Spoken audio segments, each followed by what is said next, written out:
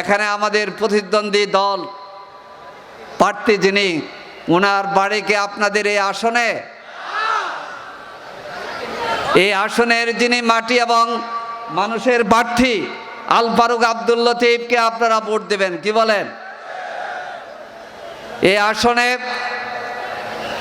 যে দল আমাদের প্রতিদ্বন্দ্বিতা আছে, দানের শীষের নামে যারা আজকে আপনাদের কাছে ভোট চাচ্ছেন, তারা বাংলাদেশের জনগণের কাছে সাদাবাজ হিসাবে চিহ্নিত হয়েছে। এই সাদাবাজদেরকে আপনারা কি আর ভোট দিতে রাজি আছেন? তারা একসময় নারী অধিকারের কথা বলতো, আর এখন যখন নারীরা নির্বিঘ্নে ভোট প্রার্থনা করতে যায়, নারীদের উপর তারা অত্যাচার করে। মুসলমান, হিন্দু, বৌদ্ধ, খ্রিস্টান সবাই মিলে আমরা সম্প্রীতির বাংলাদেশ গড়ব। সেই বাংলাদেশ বিনির্মাণে নীলফামারী 2 আসন থেকে ডাক্তার শফিকুর রহমানের হাতকে শক্তিশালী করবে আমাদের প্রিয় ভাই দাড়িপাল্লা মার্কায় আপনারা ভোট দিয়ে নির্বাচিত করবেন অ্যাডভোকেট আল ফারুক আব্দুল লতিফকে। আপনারা কি রাজি আছেন?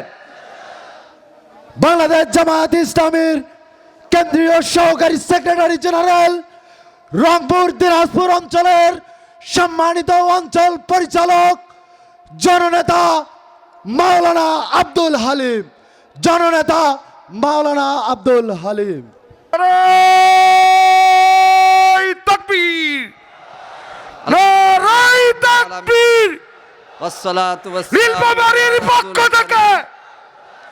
নীলফামারীর পক্ষ থেকে ওয়ালা আলিহি ওয়া আসহাবি আজমাইন। ত্রয়োদশ জাতীয় সংসদ নির্বাচন উপলক্ষে নীলফামারী 2 আসন কর্তৃক আয়োজিত আজকের এই বিশাল জনসভার জনাব সভাপতি, বাংলাদেশ জামায়াত ইসলামী নীলফামারীর শহর শাখার সংগ্রামী আমির জননেতা জনাব আনোয়ারুল ইসলাম, আজকের এই জনসভার প্রধান অতিথি বাংলাদেশ জামায়াত ইসলামীর কেন্দ্রীয় সম্মানিত নায়েবে আমির,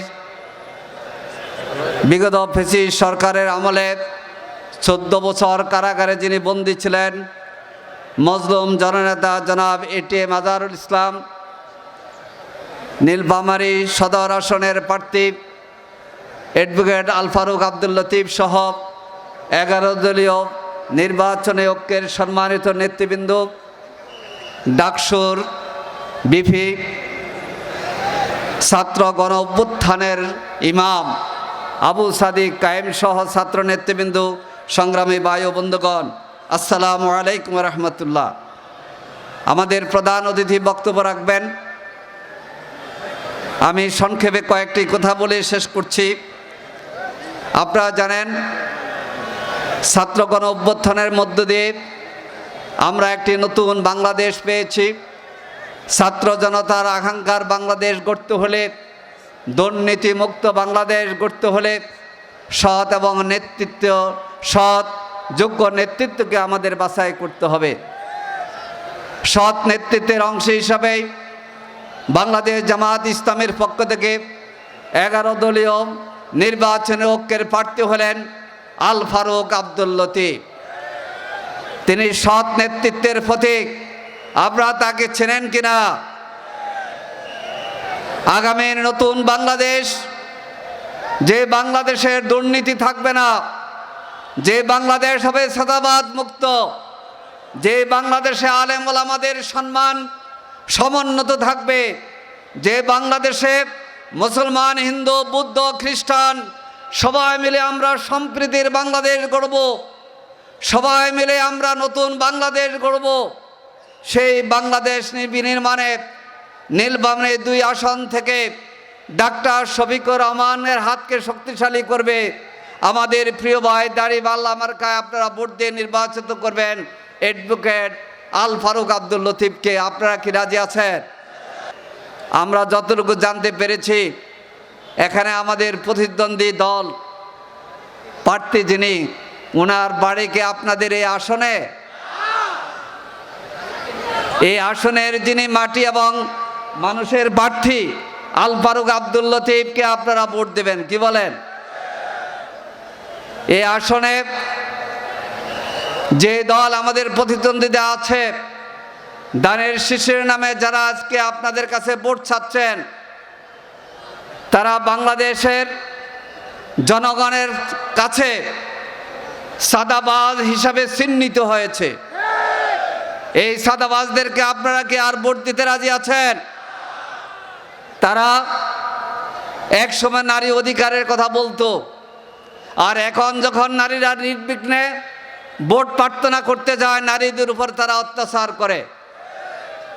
বাংলাদেশের জনগণের নেতা ডাক্তার শফিকুর রহমান, বাংলাদেশের মানুষের নেতা, বাংলাদেশের আগামী দিনের ভাবী প্রধানমন্ত্রী ডাক্তার শফিকুর রহমান, আপনারা জানেন তার এক্স অ্যাকাউন্টকে হাইজ্যাক করা হয়েছে, হ্যাক করা হয়েছে।